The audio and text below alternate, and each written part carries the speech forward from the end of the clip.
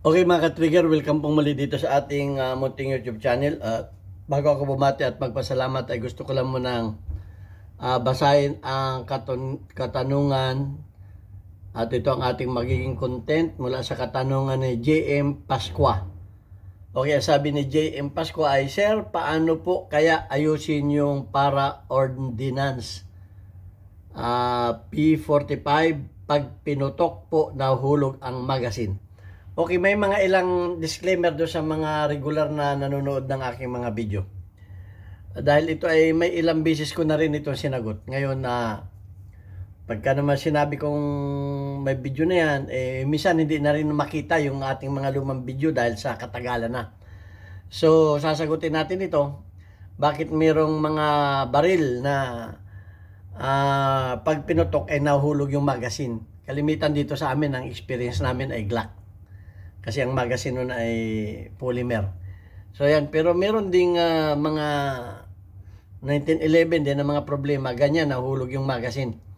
Pero bago natin yan sagutin ay magpapasalamat lang muna ako dahil sa inyong pagla-like at pag-share ng ating mga video. Umabot na tayo sa 49,200 plus na mga subscribers. Maraming salamat sa hindi ninyo pag-skip ng ads.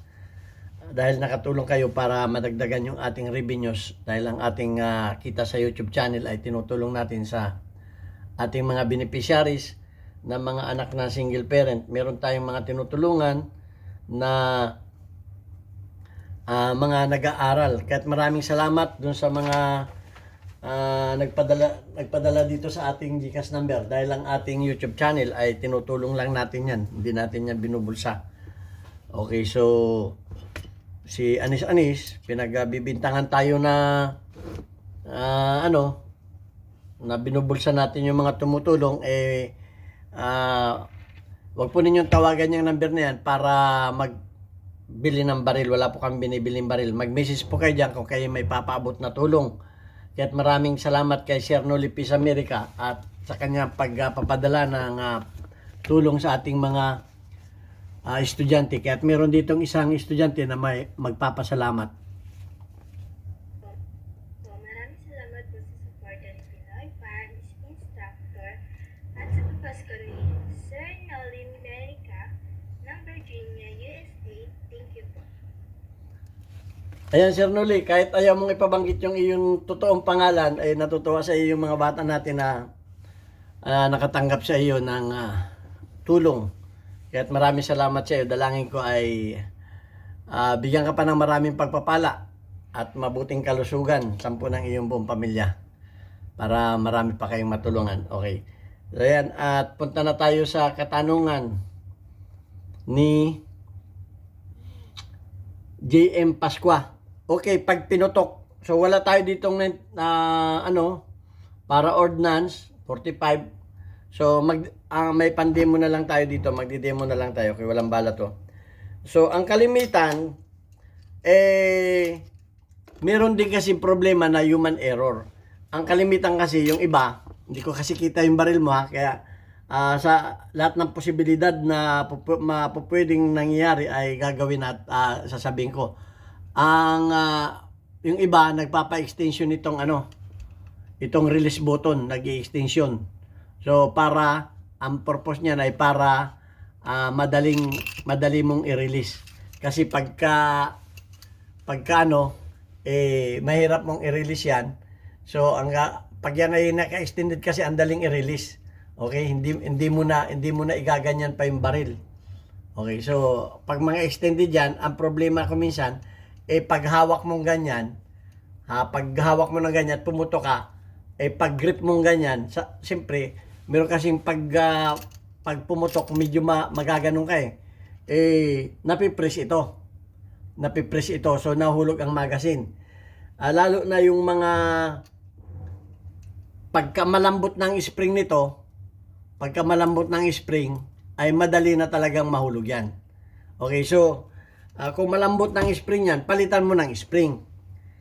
So ang ginagawa ko dyan, naghahanap lang ako ng kamukha nitong mga spring ng lighter dito. Kamukha itong lighter na ito. Tinanggal ko yung spring niya. Dalawang spring ito, isang maliit, isang malaki. Yung maliit niyan, sukatin mo kung kakasya. Ito. palitan mo yung spring niyan sa loob, yung loob nito. Yung loob nito, pag tinanggal mo yan, sa mga ano, o maghanap ka ng spring na mas matigas. Okay, so may nag-message sa atin dito, nakalimutan ko na yung ano kung saan makakabili ng mga spring. O kung ako minsan, yung mga sirang lighter, hindi ko tinatapon yan. Kinukuha ko lang yung mga spring yan. Kasi yung mga spring na maliliit, napapakinabangan mo yan. So yun ang isa. Isa na ano, yung palitan mo yung spring ng release button. Pagka malambot na yon, mahulog talaga. So ang isa pa, pag yung magazine mo, tingnan mo yung magazine mo kasi yung magazine mo, dito kasi, dito kumakapit yan eh. Itong ano na to, parang ganito yan oh. Okay, so yan. Meron yang lalapit ko na yung camera para mas malinaw. Meron yang ngipin, ayun yung ngipin na yun. Na ang mangyayari diyan, yung ngipin na yan, dadaan yan dito. Dadaan yan dito diyan. So pag ganun yan, dadaan yan. Yan oh. Papakita ko sa inyo. Dadaan yan diyan. At pag dumaan yan dito, yung kakagat siya doon. Kakagat siya doon. So, ayan oh, kakagat siya. Pag itong magazine ninyo na ito, halimbawa, may dent yan dito, may dent. May pumasok yan ng konti, may dent yan doon. Yun ang nagiging problema. Kumbaga, konti na lang yung sasabit. Kaya pagka na-counting shock lang,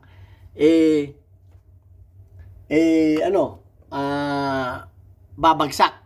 Babagsak yan.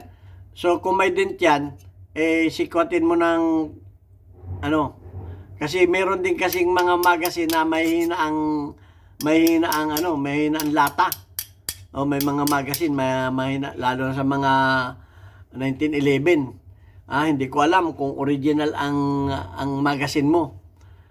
Kung ako sa iyo, subukan mo sa bagong magazine. Kasi may mga magazine talaga na mga luma na, mga local. Ito minsan nagkakadiferensya na to. Okay, pag ito yung may dent na, na yan. So, ang isa pa, pagka sobrang malakas yung spring mo.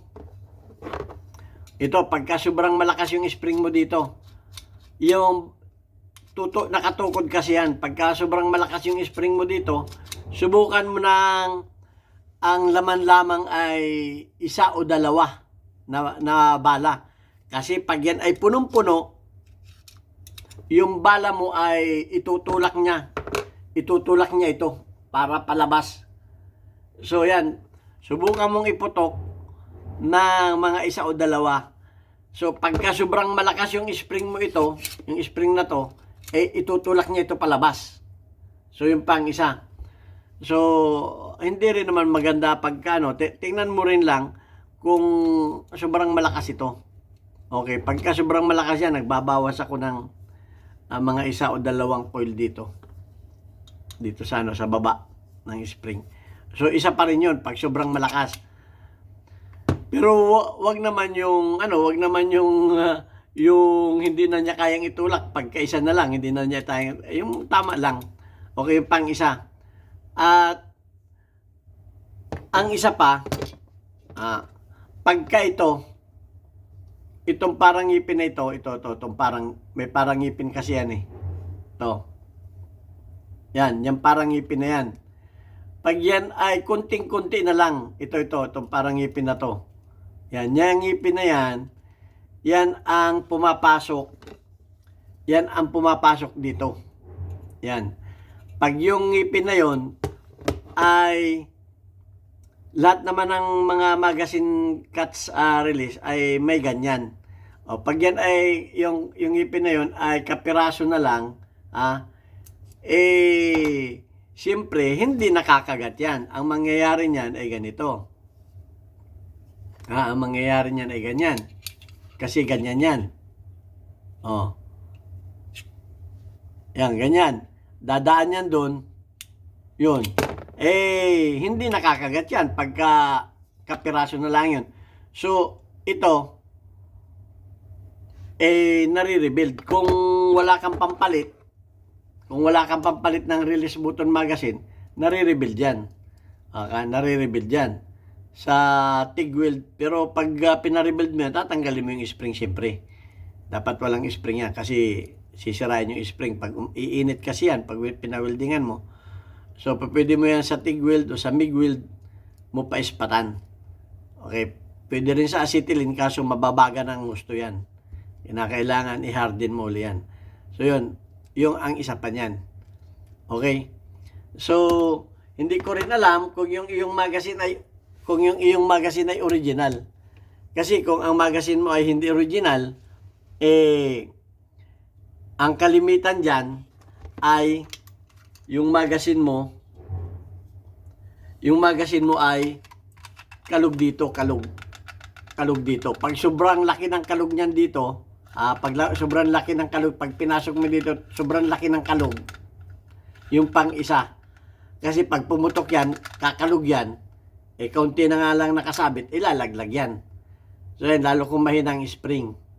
Okay, so, ang ginagawa, kung yung mga baril mo na yan ay mga pang home defense yan, siguraduhin mo na, magsigurado ka na. Ito.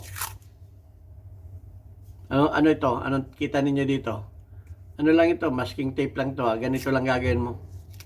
Ito ay remedyong bahay ito. Ito po pwede na to kung talagang subukan mo to. Kasi kaya namin ito nalaman, yung mga Glock namin, may tape na ganito. May tape na ganito. Nilalagyan niya dito. Dito, sa gitna. Dito sa baba nito. Okay, i-demo ko lang. Ito demo lang to para yung mga nagtitipid. Alam naman ninyo mga Pilipino mga nagtitipid. Okay, lalagyan mo yan. Okay, halimbawa ganyan. Lagyan natin ng ganyan susukat mo. Ayan sikip na. Sikip. Pag sikip, bawas ka. Sikip Okay, sikip, bawas ka. Bawas ka ng isang ikot.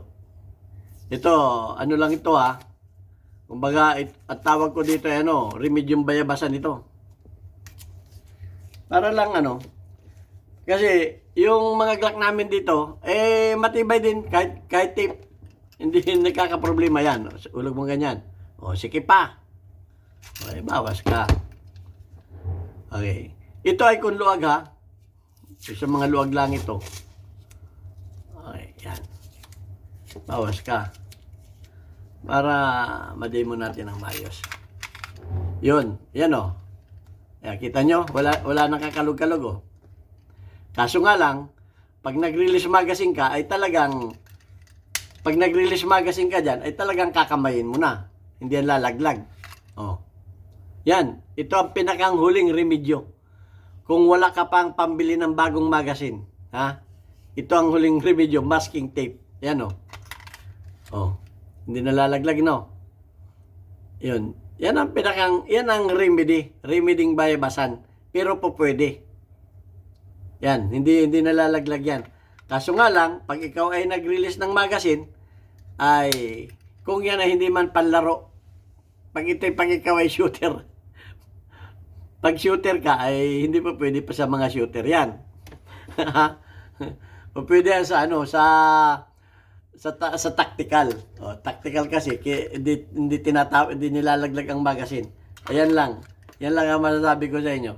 Kasi yung mga Glock namin dito na ganyan, kasi yung mga Glock, hindi mo magagawa ito. Kasi yung mga Glock namin, wala akong Glock magazine dito Yung Glock kasi polymer, yung polymer ang ganito. Nasisira. So, yun nga, pag pumuputok, nahuhulog. Hindi naman niya nawi-welding, magazine. So, kaya ang ginagawa ng mga instructor namin, tinuruan ko, lagyan ganyan na lang. Kasi ka naman hindi naman panlaro pang shooting naman pang practice lang Kung pang practice sa shooting lang naman, ayan, ang pinakang remedyo ko. O kaya yung mga ano, yung mga napanood ninyo sa, kasi dinadagdagan ko yung turo ko, yung ibang mga video ko hindi ko tinuro yan. Oh. Hindi ko tinuro yan sa ibang mga video ko. Kaya kahit pa halimbawa napanood niyo yung title, napanood ko na yan. Panoorin ulit ninyo kasi baka may dagdag, baka may bonus. Yan yung bonus ko ngayon. Yan yung ano na kung pang home defense yan, masking tape. Yan. Ang ano diyan, ang sagot. Kasi nga sa mga 1911, ang dami diyan maluluwag. Okay. So halimbawa, pwede pa wag kayong maglagay dito. Wag kayong maglagay dito kasi dumadaan ito. Yan ay dumadaan yan dito eh. Itong taas na to. Dito sa baba nito kayo maglalagay pababa. Pwedeng hanggang dito. Pwedeng hanggang dito maglagay kayo. Hanggang diyan. Okay, pwedeng hanggang yan. Pero dito sa taas, wag kayong maglagay ng masking tape. Dito lang kasi dadaan yan dito sa ano, sa magazine cuts. Okay, dadaan yan dito sa magazine cuts. Okay, so yun. Diyan kasi ito dadaan yan diyan. Okay, so yan. Sana may natutunan kayo. Ito ang pinakamatipid na solusyon. Pinakamatipid na solusyon ito sa lahat. Okay. So, masasabi ko lang, kung ano ang kaya ninyong gawin, yun ang gawin ninyo. At kung saan kayo komportable, doon kayo. Kung hindi kayo komportable sa tape, ayun, humanap kayo ng mga spring, humanap kayo ng ibang paraan. Okay. Hanggang sa, kasi, mas maganda na yung nasolusyonan mo kahit papano, kisa doon sa wala ka nagawang solusyon. Okay. Kisa naman doon sa pumuputok ka, nahuhulog. Baka mamaya magkahabulan kayo nawala pa yung magazine, may kasama pang bala yun. Di, maano ka, matatalo ka. So yan, at sana may natutunan kayo kahit papano. So lahat ng posibilidad, sinabi ko na sa inyo. Pati yung gamot ng bayabasan, gamot ng albularyo, sinabi ko na rin sa inyo. Minsan yung mga gamot ng albularyo, at epektibo yan. Kamukha niyang tape. Gamot yan ng albularyo. Okay, hindi na yan kasama sa gunsmithing. Pero yan ay, minsan magiging practical din tayo. Okay, magiging practical tayo para masolusyonan natin. Kung walang pyesa, wala kang pambili ng magazine, yun, kasi may nagko-comment naman dyan, bakit hindi na lang bumili ng magazine? Hindi naman lahat ay may pambili. Yung iba naman nanghihinayang doon sa kanyang, kumisan kasi nanghihinayang tayong magtapon ng gamit. Minsan naka-attach na sa atin yung magazine na yan. Yan ay galing pa kay Lulu. O galing pa yan sa ating mga ninuno. World War II pa yan. Tapos tatapon natin. Okay. Pero kung may pambili ka naman ng magazine, why not? Oo, pwede yan. Minsan kasi, ang mga Pilipino, napakahirap niyan magtapon ng mga lumang gamit. May sabi nga, may continental value na yan. Hindi na sentimental value. Continental value na. Okay, yung mga gamit na ganyan. Kung po pwede pa naman, ang mga Pilipino hanggat po pwede, hala sige. Okay, so yan, ganyan. So yan, nasabi ko na sa inyo lahat. At wala na tayong magagawa dyan. Lahat na, sinabi ko na pamamaraan. Gagawin na lang ninyo. Mamili kayo kung anong gusto ninyong gawin doon sa mga sinabi ko. Kung saan kayo komportable, kung saan kayo makakatipid, kung wala kayong pera, siguro na may pambili kayo ng masking tape. Manghingi kayo sa kapitbahay. Ayan, okay. At anuhin na lang natin. Babasahin ko lang sa inyo yung ating mga weekly highlight ng ating mga community spotlight. Okay, shout out kay Raymond Vincent Cayetano, meron kang 100 plus engagement. Shout out kay Tungkos Vlog, meron kang 1 engagement. Shout out kay Nelson Mariano, meron kang 48 engagement. Shout out kay Jonah Ariso. Okay, meron kang 1 engagement. Shout out kay Ragford, meron kang 100 plus na engagement. Okay, maraming salamat sa inyo. God bless at mag-like, mag-share lang kayo ng ating mga videos para mapasama kayo dito sa ating mga community spotlight. Okay, kung kayo may mga katanungan, itanong lamang ninyo at kung kaya natin sagutin ay bibigyan natin ng katugunan. God bless. Maraming salamat po sa inyo.